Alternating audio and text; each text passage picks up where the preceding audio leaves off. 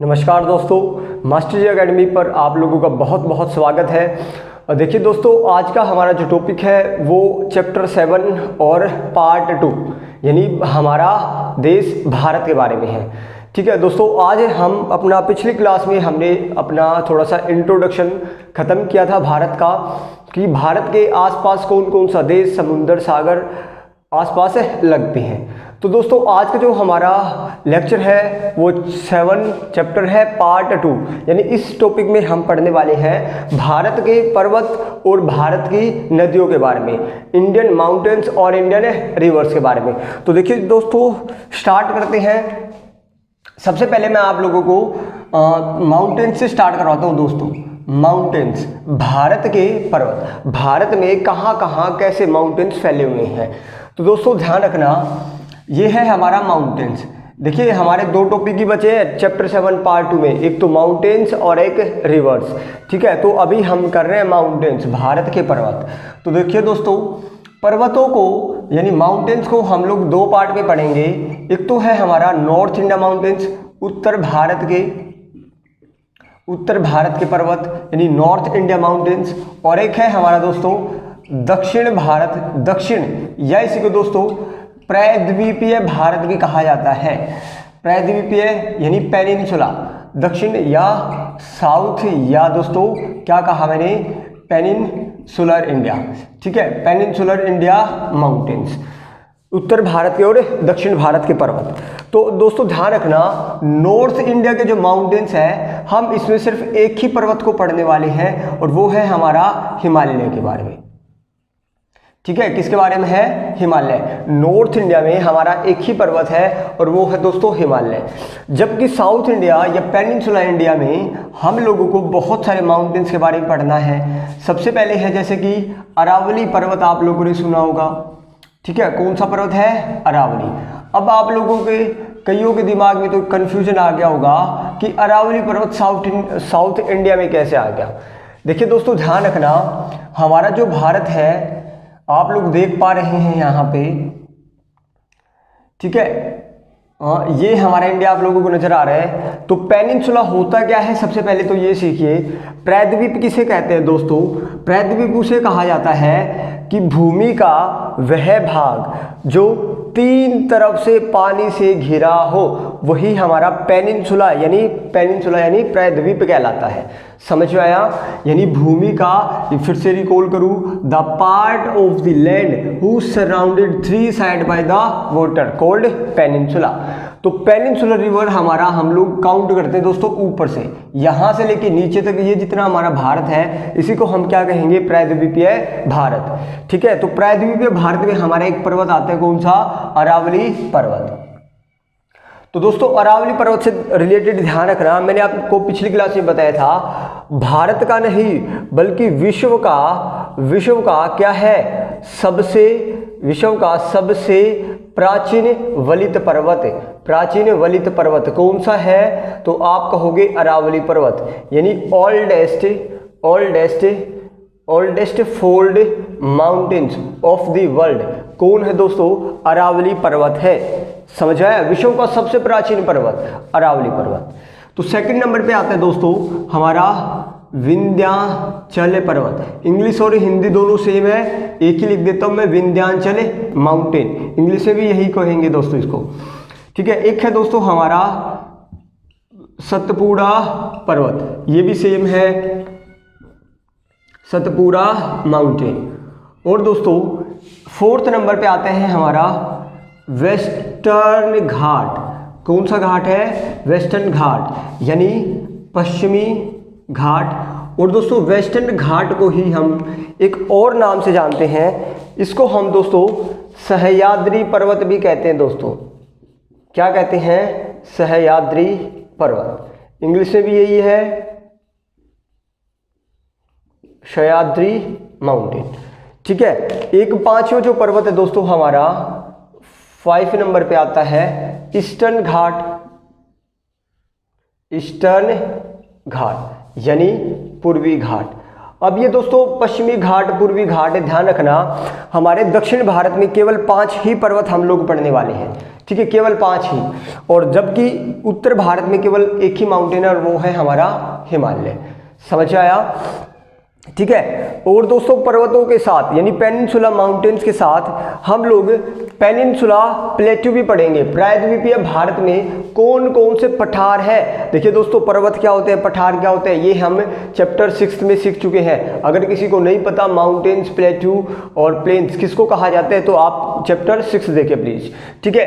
तो ध्यान रखना हमारे दक्षिण भारत में यानी साउथ इंडिया में कुछ प्लेट्यूज भी फैले हुए हैं, कुछ पठार भी है। तो कौन कौन सा पठार हम पढ़ेंगे दोस्तों, वो मैं इसी में पढ़ाऊंगा आप लोगों को। तो ध्यान रखना, मैं यहाँ पे बता देता हूँ आप लोगों को, हमें पेनिनसुला में कुछ क्या पढ़ने वाले हैं, पठारों के बारे में, ठीक है। एक पठार है हमारा दोस्तों, कौन सा पठार है तो वो है दोस्तों छोटा नागपुर का पठार। आप लोगों ने सुना होगा छोटा नागपुर का पठार, सुना क्या होगा, मैंने आप लोगों को चैप्टर 6 में बताया था भारत का सबसे रिच प्लेट्यू, सबसे संपन्न पठार, यहाँ पे बहुत ज्यादा मिनरल रिसोर्सेज पाए जाते हैं। तो ध्यान रखना है भारत का सबसे संपन्न पठार कौन सा है, छोटा नागपुर का पठार। दोस्तों एक प्लेट्यू है हमारा दक्कन प्लेट्यू, दक्कन पठार। इंग्लिश और हिंदी सेम है, छोटा को छोटा नागपुर ही बोलेंगे, CHOTA नागपुर दोस्तों, ठीक है। और डेक्कन प्लेट्यू DECCAN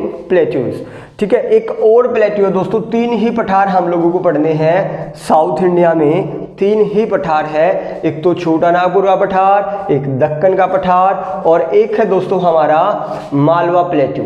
आप लोगों ने सुना होगा मालवा पठार, ठीक है। तो इन चीज़ों के बारे में हम एक बार मैप से जान लेते हैं कि कौन सा पर्वत या पठार कहाँ पे फैला हुआ है। बस आप लोगों को दोस्तों यही याद करना है चैप्टर 7 में, क्लास 6 के, इससे ज़्यादा हम लोगों को इनके बारे में नहीं पढ़ना। जैसे ही हम अपर क्लासेज में होंगे 7, 8, 9, तो वहाँ पे हम इनके बारे में डिटेल स्टडी करने वाले हैं। लेकिन ये हमारा क्लास 6 है तो इसलिए हम लोग थोड़ा सा एक स्टेप वाइज चढ़ेंगे दोस्तों, समझ आया, ठीक है। अब मैं स्टार्ट करवाता हूँ, सबसे पहले उत्तर भारत के पहले दक्षिण भारत के पर्वत पढ़ लेते दोस्तों कहाँ पे हैं, ठीक है। इसको मैं रब कर देता हूँ और ये 3 प्लेट्यूज ध्यान रखना, अभी मैं दिखाने वाला हूँ आप लोगों को मैप में कि कौन सा पर्वत कहाँ पे फैला हुआ है, ठीक है, और कौन सा प्लेट्यूज कहाँ पे फैला हुआ है। तो देखिए दोस्तों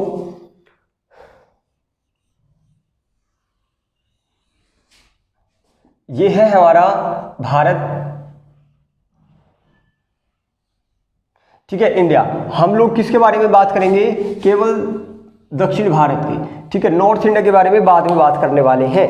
आप लोग देख पा रहे हैं ये है हमारा बांग्लादेश और ये है इंडिया। तो इंडिया में दोस्तों ध्यान रखना भाई, यहाँ पे ये राजस्थान है, मैंने बताया था पाकिस्तान के साथ भारत के कौन कौन से राज्य सीमा बनाते हैं, तो पढ़ चुके हैं आप लोग। देखिए दोस्तों यहाँ पे एक पर्वत फैला हुआ है, एक माउंटेन्स, एक माउंटेन ये हो गया। दक्षिण भारत में कितने पर्वत है, केवल 5 पर्वत। एक हो गया, मैं इस पे 1 नंबर लिख देता हूं दोस्तों, समझ जाना। 1 नंबर किस पे लिखा है हम लोगों ने, अरावली पर्वत, ठीक है। इसी के दोस्तों नीचे बिल्कुल मध्य प्रदेश में, MP में 3 अलग अलग पहाड़ियों के रूप में एक पर्वत फैला हुआ है दोस्तों, उसका नाम है हमारा विंध्याचल पर्वत श्रेणी, विंध्याचल माउंटेन रेंज। तो इसको ही हम दोस्तों अपना 2 नंबर दे देते हैं, यानी ये है हमारा विंध्याचल पर्वत, ठीक है। इसी के नीचे पैरेलल में फिर से मध्य प्रदेश में ही एक और माउंटेन फैला हुआ है दोस्तों, इसको कहते हैं हम लोग सतपुड़ा पर्वत श्रेणी, सतपुड़ा माउंटेन रेंज। अब वेस्टर्न और ईस्टर्न घाट यानी पश्चिमी और पूर्वी तट तो आप लोगों को पता है, इसको ईस्टर्न कोस्ट बोलते हैं क्योंकि पूर्व दिशा में है तो पूर्वी तट, पश्चिम दिशा में है तो पश्चिमी तट। तो दोस्तों ध्यान रखना, पश्चिमी तट के सहारे ऊपर से लेके नीचे तक हमारा एक पर्वत फैला हुआ है जिसको हम वेस्टर्न घाट या सह्याद्री माउंटेन्स बोलते हैं, समझ आया। और जबकि पूर्वी तट के सहारे एक कटा छटा रूप में एक और माउंटेन्स फैला हुआ है दोस्तों, इसको हम क्या कहते हैं, पूर्वी घाट। ये तो कौन सा हो गया हमारा नंबर 4, जिसको हम क्या क्या बोल सकते हैं, सह्याद्री या पश्चिमी घाट। और इन सभी माउंटेन्स रेंजेस को मिलाकर इसको दोस्तों हम कहते हैं नंबर 5 यानी पूर्वी घाट, समझ में आया?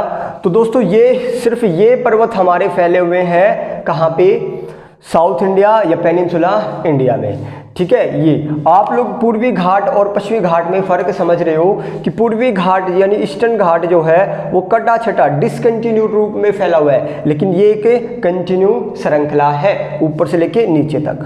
और दोस्तों एक बात यहाँ पे ध्यान रखना, साउथ इंडिया में, दक्षिण भारत में जहाँ भी पूर्वी घाट और पश्चिमी घाट आपस में टकराते हैं वहाँ पे एक पर्वत का निर्माण होता है, या इस पर्वत को हम कहते हैं नीलगिरी पर्वत। ठीक है, कौन सा पर्वत कहेंगे दोस्तों?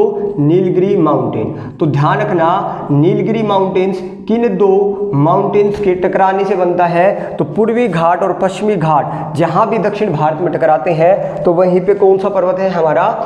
नीलगिरी पर्वत। समझ आया? अब दोस्तों अभी अभी मैंने बताया था कुछ हमारे पठार भी फैले हुए यहाँ पे, प्लेट्यूज। ठीक है, तो ध्यान रख ले, आप लोगों को मैंने 3 पठार बताए, जैसे कि एक पहला बताया था छोटा नागपुर का पठार, यहाँ पे लिख देता हूँ मैं एक बार जल्दी से, छोटा नागपुर का बताया था, और दोस्तों दक्कन पठार बताया था, और तीसरा बताया था आप लोगों को अभी अभी, बताओ तो कौन सा बताया था? मालवा पठार। ठीक है, अब ये प्लेट्यूज कहाँ पे फैले हुए हैं तो एक बार बात कर लेते हैं। तो दोस्तों देखो, ये मैंने इस प्रकार जो बनाए हैं, इस प्रकार का जो स्ट्रक्चर बनाया है, ये बनाए हैं मैंने पर्वत यानी माउंटेन्स। अभी सर्कुलर शेप में जो भी बनाऊंगा उसका मतलब होगा दोस्तों पठार यानी प्लेट्यूज। ठीक है, प्लेट्यू पठार। तो दोस्तों ध्यान रखना, हमारा पश्चिम बंगाल यानी वे वेस्ट बंगाल और झारखंड में एक बहुत ही बड़ा पर्वत और बहुत ही संपन्न पठार हमारा फैला हुआ है, जिसको मैं 1 नंबर दे देता हूँ, यानी कौन सा पठार है? छोटा नागपुर का पठार, जो कि एक भारत का कैसा पठार था? रिच प्लेट्यू था। तो दोस्तों दूसरे नंबर पे आता है दक्कन का पठार। तो ध्यान रखना, सतपुड़ा पर्वत से नीचे और पश्चिमी घाट से इधर, पूर्वी घाट से इधर, ये बीच वाला जितना भी एरिया आप लोगों को नजर आ रहा है दोस्तों, इसी को हमें 2 नंबर से जानते हैं। 2 नंबर यानी दक्कन का पठार। आई थिंक आप लोग समझ पा रहे हो। और ये कौन कौन सा स्टेट है आप लोग भली भांति जानते हैं, मैं पिछली क्लास में आप लोगों को भारत के राज्यों के बारे में बता चुका हूँ। वैसे फिर से एक बार रिकॉल करते हैं, विंध्याचल और सतपुड़ा तो दोनों मैक्सिमम कहाँ पे फैले हुए दोस्तों? मध्य प्रदेश में। और वेस्टर्न और ईस्टर्न घाट तो ये तटीय इलाके जितने भी राज्य हैं यहाँ पे सब में। और इसी प्रकार ईस्टर्न घाट, पश्चिमी तट के सहारे कितने राज्य थे? 5। पूर्वी तट के सहारे कितने राज्य थे? 4। तो उनमें फैले हुए हैं। तो 1 2। अब मालवा पठार दोस्तों ध्यान रखना, अरावली से नीचे और विंध्याचल से ऊपर, यहाँ पे हमारा एक पठार है जिसको हम 3 नंबर दे देते हैं, यानी कौन सा पठार है? मालवा का पठार। तो ये है दोस्तों हमारा दक्षिण या पेनिनसुला इंडिया के माउंटेन्स और प्लेट्यूज। आई थिंक आप लोग समझ पा रहे हैं कौन सा पर्वत कहाँ पे फैला हुआ है। ठीक है, आया समझ में? अभी दोस्तों एक छोटी सी बात ध्यान रखना, आप लोगों को ये वाला स्ट्रक्चर दिखाई दे रहा है मध्य प्रदेश का कि विंध्याचल है और सतपुड़ा है, ये समझ में आया? इसको मैं एक बार रब कर देता हूं दोस्तों, तो आप आई थिंक आप लोग कनेक्ट कर पा रहे हैं। ठीक है, सह्याद्री माउंटेन्स किसको कहते हैं? हाँ जी, इसको वेस्टर्न घाट को। अब दोस्तों ध्यान रखना, ये जो वेस्टर्न घाट है, थोड़ा सा यहाँ पे फोकस करना, वेस्टर्न घाट नहीं सॉरी, इस पे विंध्याचल और सतपुड़ा पे मैंने बताया आप लोगों को कि ये कहाँ पे फैले हुए हैं भाई? ये फैले हुए हैं मध्य प्रदेश में, एमपी में, 3 अलग अलग पहाड़ियों के रूप में। ठीक है, अब दोस्तों ध्यान रखना, यहाँ से यहाँ की एमपी में 2 नदियाँ, 2 रिवर्स बहुत ही इंपॉर्टेंट है। आप लोगों से इस वाली फिगर से क्या क्वेश्चन आने वाला है तो ध्यान रखना, यहाँ से इन दोनों पर्वतों के बीच में एक नदी बहती है, एक रिवर फ्लो करती है, और जो अपना कहाँ पे जल गिराती है? अरब सागर में या खंबात की खाड़ी में। ठीक है, एक नदी यहाँ से नीचे से आती है और वो भी कहाँ पे आती है? खंबात की खाड़ी में। तो दोस्तों इस नदी का नाम है हमारा नर्मदा नदी। कौन सी रिवर है? नर्मदा नदी। और नर्मदा को नर्मदा ही बोलेंगे। एक रिवर है दोस्तों ताप्ती नदी, ताप्ती रिवर। तो आप लोगों से यहाँ से क्वेश्चन कैसे करने वाले हैं, अब ध्यान से सुनो। और एक बार और देखो, मैंने बताया था ये कौन सी दिशा थी, पूर्व दिशा ईस्ट, और ये पश्चिम यानी वेस्ट। ठीक है, अब आप लोग बताओ यहाँ से इस वाले फिगर से क्या क्वेश्चन आने वाला है। आपसे पूछा जाएगा दोस्तों, विंध्याचल और सतपुड़ा के बीच में भारत की कौन सी नदी फ्लो करती है। तो कौन सी रिवर दिखाई दे रही है आप लोगों को, देखो तो ध्यान से, नर्मदा नदी। फिर आप लोगों से पूछा जा सकता है सतपुड़ा के नीचे कौन सी नदी बहती है, सतपुड़ा के नीचे तो कौन सी नदी है, ताप्ती नदी। समझ आया आप लोगों से, यानी ये वाला फिगर पूछा जाता है दोस्तों कि सतपुड़ा के नॉर्थ में या साउथ में, विंध्याचल के साउथ में कौन सी रिवर फ्लो करती है। तो आपको ध्यान रखना है, सबसे पहले एक पर्वत है विंध्याचल, इसके बाद एक रिवर है नर्मदा, इसके बाद फिर से एक माउंटेन है सतपुड़ा, और एक फिर से नदी है ताप्ती नदी। ठीक है, ये वाला फिगर आप लोगों को ध्यान रखना है। समझ आया। और एक बात यहां से क्या ध्यान रखना है दोस्तों आप लोगों को, कि ये जो नर्मदा और ताप्ती है कहाँ, किस डायरेक्शन से किस डायरेक्शन में फ्लो करती है, बहुत इंपॉर्टेंट है। यानी आप लोग देखो कि ये कौन सी डायरेक्शन है, पूर्व दिशा, यानी पूर्व से पश्चिम की तरफ बहती है दोस्तों, यानी ईस्ट से वेस्ट की तरफ फ्लो करती है। बहुत ही इंपॉर्टेंट क्वेश्चन आप लोगों से पूछा जाएगा कि भारत की उन नदियों के नाम बताओ जो पश्चिम से पूर्व की तरफ बहती है, या आप लोगों से पूछ लिया जाएगा पूर्व से पश्चिम की तरफ बहने वाली नदियों के नाम बताओ, या west to east, north to south. तो आप लोगों को तमाम रिवर्स के बारे में पता होना चाहिए कि कौन सी रिवर किस डायरेक्शन में फ्लो कर रही है। तो नर्मदा और ताप्ती के बारे में आप लोगों को पता चल गया होगा। समझ आया, विंध्याचल और सतपुड़ा से रिलेटेड ये फैक्ट आप लोग थोड़ा सा दोस्तों ध्यान रखना। ठीक है, ये रिवर्स में मैं फिर से बताने वाला हूं। एक दोस्तों पेनिनसुला माउंटेन्स में, इसको पठार को हटा देता हूं मैं, दो पहाड़ियां, यानी दक्कन के पठार के ऊपर ही दो हिल्स, दो पहाड़ियां है, वो पहाड़ियां भी ध्यान रखना। और वो दोनों पहाड़ियां दोस्तों कहाँ पे है, महाराष्ट्र में। एक पहाड़ी है अजंता पहाड़ी, आप लोगों ने सुना होगा ना अजंता की गुफाएं, अजंता पहाड़ी, और दूसरा दोस्तों सतमाला पहाड़ी। ठीक है, इंग्लिश और हिंदी फिर से क्या है, सेम है दोस्तों, सत्यमाला हिल्स और अजंता हिल्स। ठीक है, ये दोनों कहाँ पे है, महाराष्ट्र में, महाराष्ट्र में। तो कहाँ पे है, महाराष्ट्र में। सतमाला तो दोस्तों ये है और अजंता ये है, यानी ये है हमारी पहली और ये है दूसरी। बस आप लोगों को ध्यान क्या रखना है कि अजंता पहाड़ियाँ या सतमाला पहाड़ियाँ कौन से राज्य में स्थित है, तो वो है हमारा महाराष्ट्र में। ठीक है, तो दोस्तों ये हो गया हमारा दक्षिण भारत के पर्वतों के बारे में और पठार्स के बारे में। ठीक है, चलिए अब चलते हैं नॉर्थ इंडिया के माउंटेन्स के बारे में। ठीक है, तो आप लोग उतार सकते हैं एक बार या स्क्रीनशॉट ले सकते हैं इसका, फिगर का कौन सा कहाँ पे है, और बना के देखना दोस्तों घर जाके। ठीक है, मैप से बहुत ही इजी हम लोगों को याद हो जाती है सारी चीज़ें। ठीक है, अगर मैं आप लोगों को किताबें पढ़वाने लग जाता केवल कि लाइन वाइज लाइन पढ़ो आप लोग, तो कभी आप लोग भाई एक अंडरस्टैंडिंग डेवलप नहीं कर पाते। अंडरस्टैंडिंग डेवलप कब कर पाओगे, तब आप लोगों को कि भाई मैप से सारी चीज़ें बताई जाए। ठीक है, किताबें तो आप ही ना पढ़ लोगे घर जाकर, तो हमारी ज़रूरत ही क्या है। तो इसलिए दोस्तों किताबों से वो अंडरस्टैंडिंग नहीं बन पाएगी जो आप लोगों को पहले एक बेसिक आना चाहिए। बेसिक के बाद एडवांस जब आप लोग थोड़ा सा हो जाएंगे, थोड़ा सा समझना आप लोग शुरू कर देंगे, तब आप लोग एनसीईआरटी पढ़ सकते हैं। लेकिन मैंने कहा था आप लोगों को कि एनसीईआरटी का एक एक पेज मैं आप लोगों को एक सिंगल फैक्ट मैं आप लोगों को यहाँ पे बता रहा हूँ, क्योंकि ये हमारी एनसीईआरटी सीरीज ही चली है। ठीक है, अब देखिए दोस्तों हम पढ़ेंगे उत्तर भारत के पर्वत। ठीक है, नॉर्थ इंडिया के माउंटेन्स। तो उत्तर भारत के पर्वत, तो नॉर्थ इंडिया माउंटेन से दोस्तों मैंने एक ही पर्वत बताया था आप लोगों को अभी, कौन सा बताया था, हिमालय पर्वत। कौन सा, हिमालय पर्वत। और हिमालय कैसा पर्वत है दोस्तों, एक फोल्ड माउंटेन, वलित पर्वत है। और कैसा वलित पर्वत है, नया वलित पर्वत है, वलित पर्वत, या इसको क्या कहेंगे, मोड़दार पर्वत। अब ये क्या होते हैं, तो आप लोग हमारी चैप्टर 6 एनसीईआरटी का देख सकते हैं चैप्टर। ठीक है। तो दोस्तों हिमालय में ध्यान रखना, हिमालय में हिमालय के अंतर्गत 3 समानांतर पर्वत श्रेणियों को शामिल किया जाता है।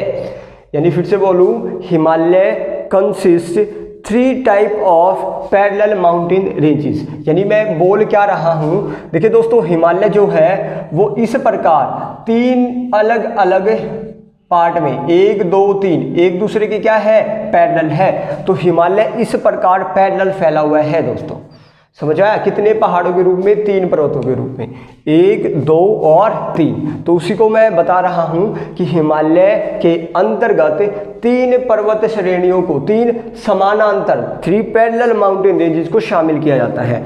तो पहला दोस्तों इसका नाम क्या है, इसका नाम है दोस्तों ध्यान रखना, एक हिमालय है हमारा सर्वोच्च हिमालय, सर्वोच्च, या इसी को बहुत सारे नामों से जानते हैं, वृद्ध, या इसी को हम दोस्तों इसी को हिमाद्री, ठीक है। और इसी को हम लोग इंग्लिश में बोलेंगे तो ग्रेट हिमालयाज कहते हैं दोस्तों, ठीक है। एक पर्वत हो गया हमारा सर्वोच्च, वृद्ध या हिमाद्री। दूसरा जो माउंटेन्स है उसको दोस्तों मिडल, मध्य हिमालय, लघु या हिमाचल हिमालय कहते हैं, ठीक है। सेकंड जो है हिमाचल हिमालय, और थर्ड जो दोस्तों है उसको हम जानते हैं शिवालिक के नाम से। किसके नाम से, शिवालिक। तो दोस्तों ये तीनों ही हमारे क्या है, हिमालय है, ठीक है। तो सबसे ऊपर कौन सा हिमालय है, दूसरे नंबर पे कौन सा है, तीसरे नंबर पे कौन सा है, इसका आप लोगों को सीक्वेंस याद होना चाहिए कि नॉर्थ से साउथ में चले तो हिमालय सबसे पहला कौन सा हिमालय है, फिर कौन सा हिमालय, फिर कौन सा हिमालय है, या साउथ टू नॉर्थ चलेंगे तो कौन कौन सा हिमालय हमारा आता है।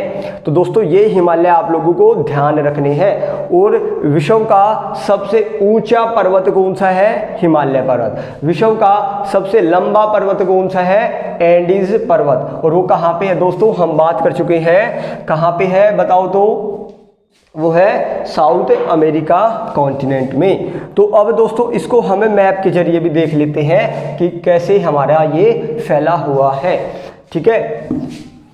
इसको मैं रब कर देता हूं, एक बार मैप में देखते हैं ये कि हिमालय हमारे कहाँ पे फैले हुए हैं। तो दोस्तों ध्यान रखना, ये है हमारा इंडिया, भारत, ठीक है। और नॉर्थ इंडिया माउंटेन्स है।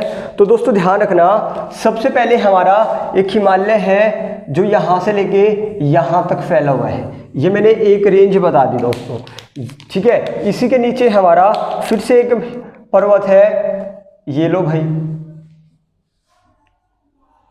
ठीक है। इसी के नीचे फिर से एक माउंटेन है, आप लोग देख पा रहे हैं दोस्तों। ये मैंने 3 रेंजेस बताई है, 1 2 और 3। दोस्तों सबसे ऊपर है हमारा कौन सा हिमालय, सर्वोच्च हिमालय, हिमाद्री हिमालय, जो सबसे ऊंचा है। सेकंड नंबर पे आता है मिडल हिमालयास, और तीसरे नंबर पे आते हैं शिवालिक हिमालयास। इनका आप लोगों को नॉर्थ टू साउथ क्रम याद रखना है, सीक्वेंस याद रखना है। और सबसे ऊंचा, इनमें से भी सबसे ऊंचा ये है दोस्तों, दूसरे नंबर पे ये। किस प्रकार फैले हुए हैं ये, देखिए दोस्तों इस प्रकार। अब आप लोगों को नजर आया, ये तो है हमारा great Himalayas, middle Himalayas, Shivalik. Middle क्यों बोला, क्योंकि इन दोनों के बीच में है, इसलिए मिडल हिमालयास। तो आप लोगों से पूछा जाए कि हिमालय के सबसे दक्षिण में कौन सा पर्वत फैला हुआ है, तो वो है शिवालिक हिमालयास, ठीक है। तो बस आप लोगों को यही यहाँ से याद रखना है। तो दोस्तों ये हो गया हमारा भारत के पर्वत। अब हम बात करेंगे भारत की नदियों के बारे में, रिवर्स के बारे में।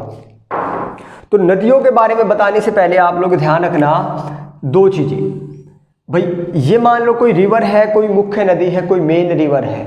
अगर मेन रिवर से बहुत सारी छोटी छोटी नदियां आकर मिल जाती है, ऊपर से ले या नीचे से कहीं भी से मिले, तो इन छोटी छोटी रिवर्स को क्या कहेंगे, इनको हम दोस्तों ट्रिब्यूटरी कहते हैं, यानी सहायक नदी कहते हैं, सहायक नदियाँ, ठीक है। इसको क्या कहेंगे, बीच वाली को मेन रिवर और छोटी छोटी रिवर को ट्रिब्यूटरी रिवर, सहायक नदियाँ। अगर दोस्तों ध्यान रखना, इस मेन रिवर से कोई नदी बाहर की तरफ निकलती हो तो इसको हम कहते हैं डिस्ट्रीब्यूटरी, डिस्ट्रीब्यूटरी यानी वितरिका। क्या कहते हैं दोस्तों? वितरिका। समझ आया? ये ध्यान रखना, ट्रिब्यूटरी किसको कहा जाता है? सहायक नदी को, डिस्ट्रीब्यूटरी वितरिका को। और मुख्य नदी और सहायक नदी और वितरिकाओं को मिलाकर ही इस पूरे सिस्टम को हम क्या कहते हैं? रिवर सिस्टम कहते हैं, नदी तंत्र कहते हैं। ठीक है, ये बात आप लोगों को ध्यान रखना। ठीक है, अब हम लोग अपना स्टार्ट करते हैं कि हमारे भारत में किस प्रकार नदियाँ फैली हुई हैं। तो फिर से वही पढ़ेंगे हम। सबसे पहले पढ़ लेते हैं दोस्तों, दो पार्ट में पढ़ेंगे नदियों को, उत्तर भारत की नदियाँ, दक्षिण भारत की नदियाँ। सबसे पहले मैं दक्षिण भारत की नदियों के बारे में बता देता हूँ आप लोगों को। दक्षिण भारत की नदियाँ, या इसको मैं क्या कहूँ? Peninsular reverse. तो दक्षिण भारत की नदियों को दोस्तों दो पार्ट में हम पढ़ेंगे। आप लोग देखो, ये हमारा साउथ इंडिया है, तो दोस्तों कुछ नदी ऐसी होगी जो हमारा कहाँ पे पड़ती है? इधर। कुछ रिवर ऐसी है जो हमारा कहाँ पे जल गिराती है? अरब सागर में। यहाँ पे क्या है? बंगाल की खाड़ी। ठीक है, दक्षिण भारत की नदियों को दो पार्ट में पढ़ेंगे भाई, अरब सागर में जल गिराने वाली रिवर और बंगाल की खाड़ी में जल गिराने वाली नदियाँ। तो इसके लिए हम इसको दो पार्ट में क्या करते हैं? डिवाइड करते हैं। एक तो क्या? बंगाल की खाड़ी में जल गिराने वाली नदियाँ, दूसरा अरब सागर में जल गिराने वाली नदियाँ। समझ आया? तो अरब सागर में यहाँ पे अभी अभी हमने पढ़ा था कौन सी नदी बह रही थी दोस्तों? देखो, इसी को पहले हम लोग अरब सागर में कौन सी नदी बहती है उसको जान लेते हैं, कौन कौन सी रिवर है। ये हमारा भारत है। अभी अभी मैंने दोस्तों आप लोगों को बताया, एक नदी थी नर्मदा, एक रिवर थी ताप्ती। कौन कौन सी? नर्मदा और ताप्ती। अपना जो जल है वो कहाँ पे गिराती है? अरब सागर में गिराती है। ठीक है, ये आप लोगों को ध्यान रखना है। ठीक है, नर्मदा ताप्ती। आप लोगों से पूछा जाएगा, कोई भी रिवर का नाम दे दिया जाएगा और पूछ लिया जाएगा कि निम्न में से कौन सी नदी अरब सागर में गिरती है या बंगाल की खाड़ी में जल गिराती है। तो आप लोगों को ये याद होना चाहिए। तो अभी अभी बताया था इसके ऊपर कौन सा माउंटेन था? नर्मदा के ऊपर विंध्याचल और नीचे सतपुड़ा। अब दोस्तों बात करते हैं भाई, कहाँ पे? बंगाल की खाड़ी में हमारी ऐसी कौन कौन सी नदी है जो जल गिराती है? तो ध्यान रखना, एक नदी है दोस्तों, आप लोगों ने सुना होगा। सबसे पहले ऊपर से स्टार्ट करते हैं। एक रिवर है ब्राह्मणी नदी,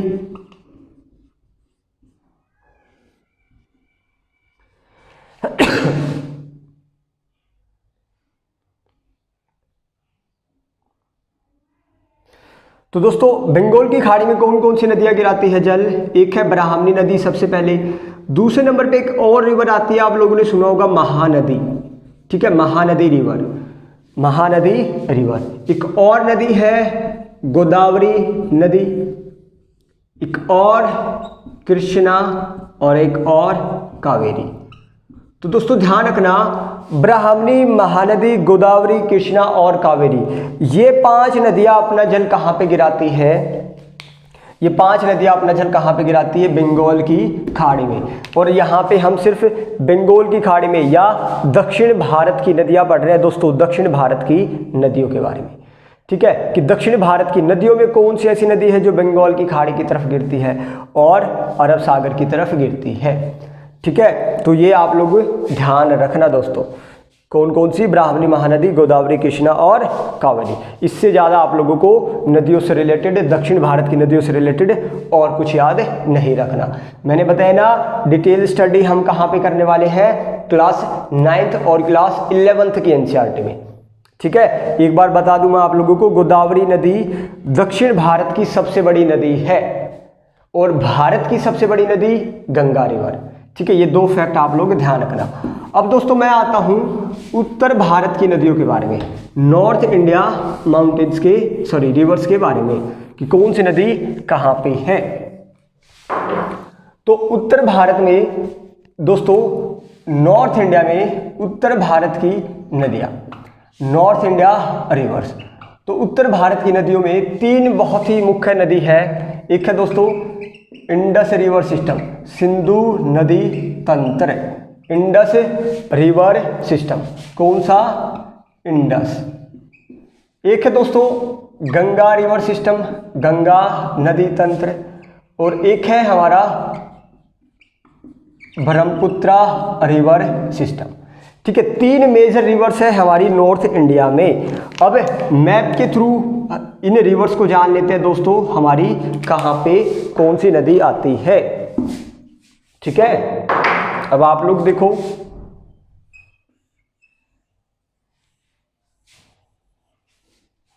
थोड़ा सा ऊपर बना देता हूं, इसको मैं रब कर रहा हूं दोस्तों। उतार लिया होगा आप लोगों ने, सिंधु, गंगा और ब्रह्मपुत्रा ही हमारी 3 मेजर रिवर है कहां पे?